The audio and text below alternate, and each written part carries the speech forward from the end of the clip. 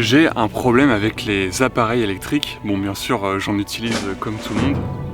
Bon, la preuve, j'utilise la caméra pour me filmer.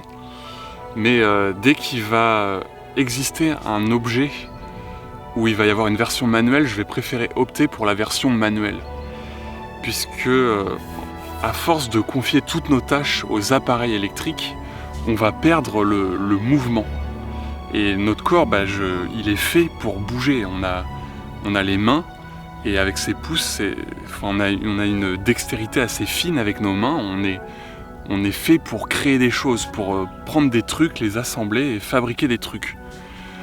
Mais si on donne toutes ces tâches aux machines, à force on se retrouve le cul assis toute la journée sur une chaise et on ne bouge plus.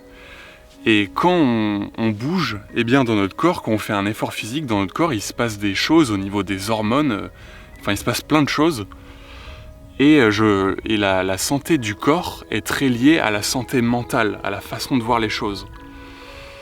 Et donc c'est ça mon problème, c'est que si on ne bouge plus, forcément notre santé mentale aussi va être affectée. Notre façon de voir les choses et le monde va être affectée.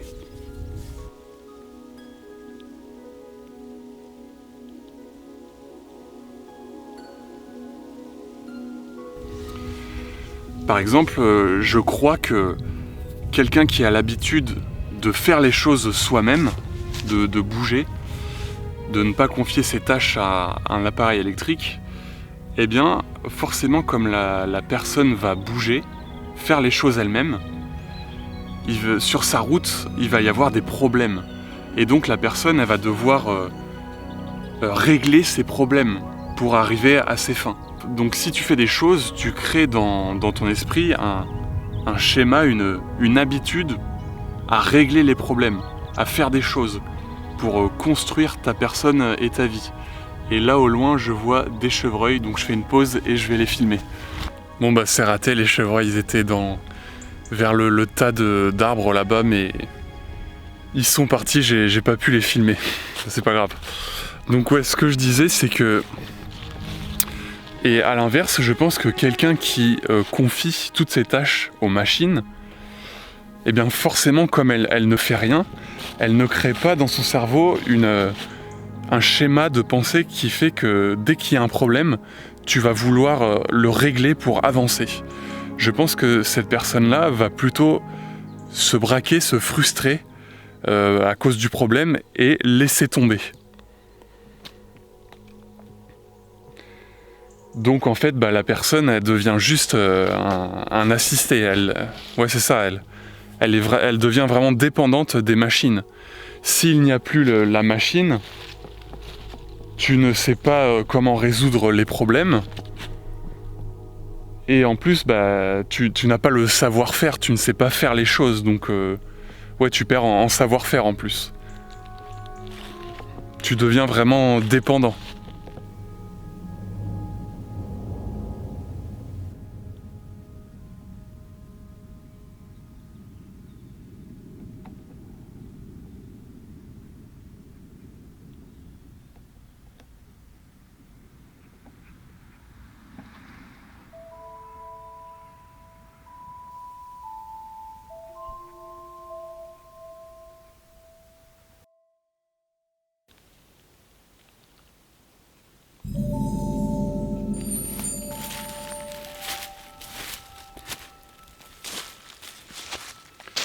Par le passé, je voulais créer des idées qui viennent uniquement de ma tête et qui ne soient pas influencées par le monde extérieur.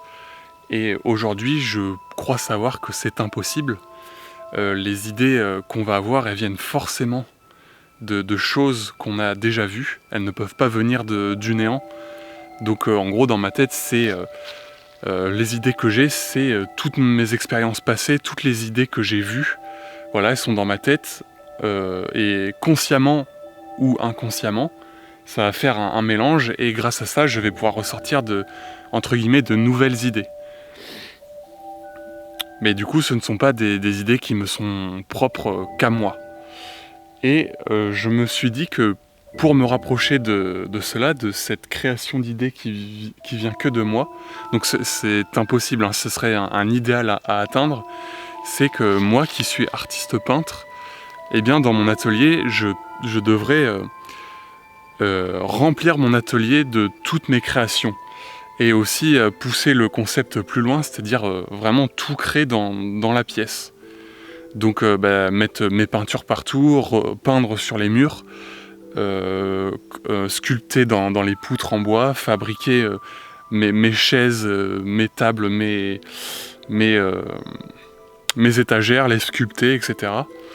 Et une fois qu'on a ces créations, qui seront donc influencées par le monde extérieur, de ce que j'ai pu voir, moi, m'inspirer de mes propres créations, en recréer d'autres, et les remettre dans l'atelier, etc., etc., etc., jusqu'à ce que les idées d'avant ne soient plus qu'un mythe lointain. Donc on se rapprocherait peut-être d'une idée nouvelle que moi j'aurais créée, puisque je n'aurais fait que m'inspirer en continu de ce que je crée moi. Alors peut-être que ça me permettrait de me rapprocher de ce qui est à l'intérieur de moi, mais ce serait peut-être aussi un frein, puisque je ne pourrais pas m'inspirer des choses qui sont à l'extérieur, des choses auxquelles je ne pourrais jamais penser. Donc bon, c'est peut-être une bonne idée, c'est peut-être un frein, je ne sais pas. Ou alors il y a peut-être un juste milieu à voir entre les deux. Mais voilà, c'est à creuser.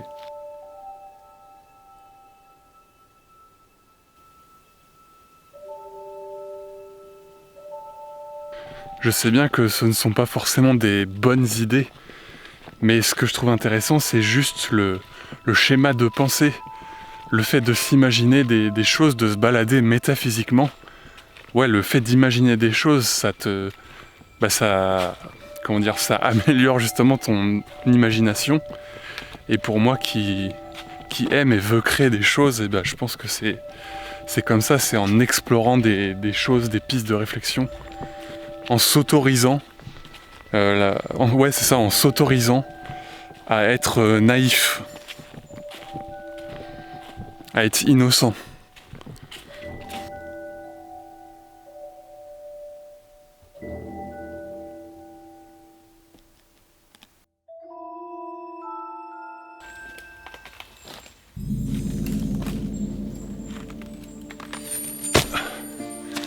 Je voudrais revenir sur cette notion de naïveté. Je pense qu'il faut, c'est important de s'autoriser une certaine naïveté, la naïveté de l'enfant qui peut poser des questions un peu bêtes et qui s'émerveille de découvrir des nouvelles choses, de remettre en cause les choses. Parce que je pense que c'est avec cette naïveté, cette remise en question constante des choses, qu'on va avoir un intérêt, un émerveillement tout au long de notre vie.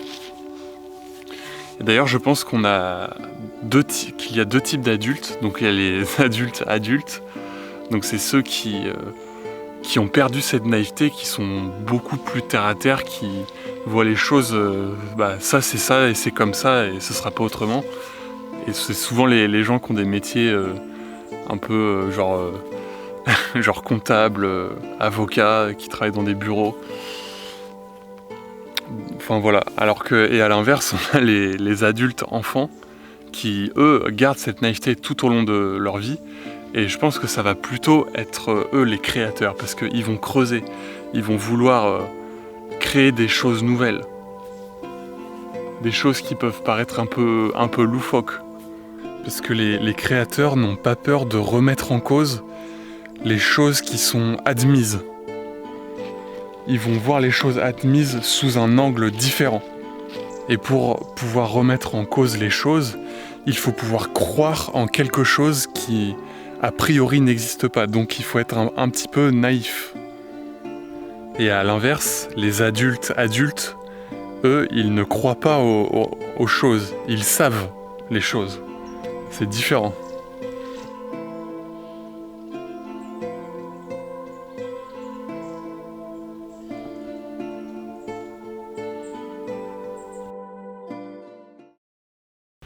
Et je reviens sur mon histoire de bureau rempli de créations. Ça me fait penser aux gens qui ont leur bureau rempli de posters, de figurines en plastique ou autres accessoires de ce genre à l'effigie de la culture populaire et commerciale. Pour moi, ces gens-là subissent les créations des autres. Ils se font littéralement passer dessus et remplir par les créations des autres. Ils sont dans une optique de remplissage de soi pour en gros juste consommer et se divertir de l'ennui. Ils deviennent des hommes sandwich, un peu comme aussi les gens qui ont des vêtements avec en gros les logos et les marques. Et dit le mec qui a un logo Volcom, juste là. Ce qui fait que plutôt que de se créer son propre univers, eh bien ces gens-là vont tous avoir en gros le même univers. Un univers qui a été forgé par les autres.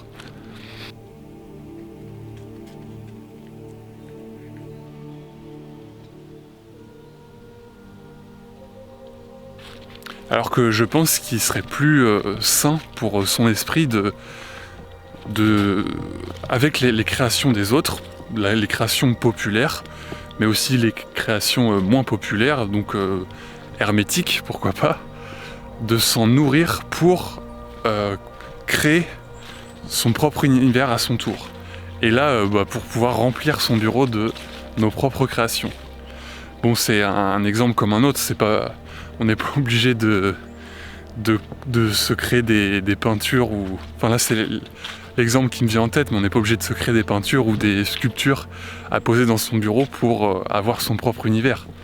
Mais c'est un exemple, c'est mon exemple.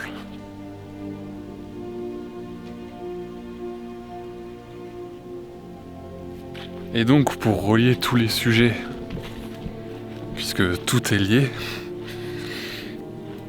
il y a des chances pour qu'un homme sandwich qui collectionne les trucs à l'effigie de la culture populaire porte des vêtements avec la marque en logo, eh bien il y a des chances pour que cette personne-là utilise beaucoup de machines électriques. Puisque dans les deux cas, tu vas être assez passif, tu ne vas pas être acteur. Dans les deux cas, tu te laisses faire.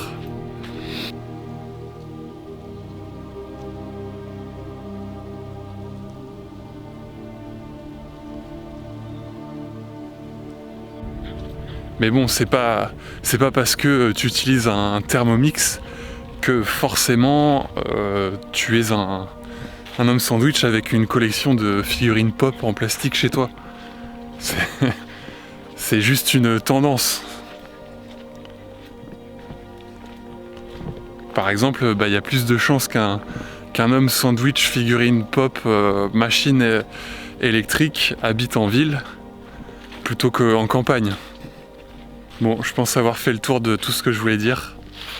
Je pense avoir fait le tour de la sandwicherie. Et toi, qu'est-ce que t'en penses? Ah ouais, d'accord. Voilà ce qu'elle en pense.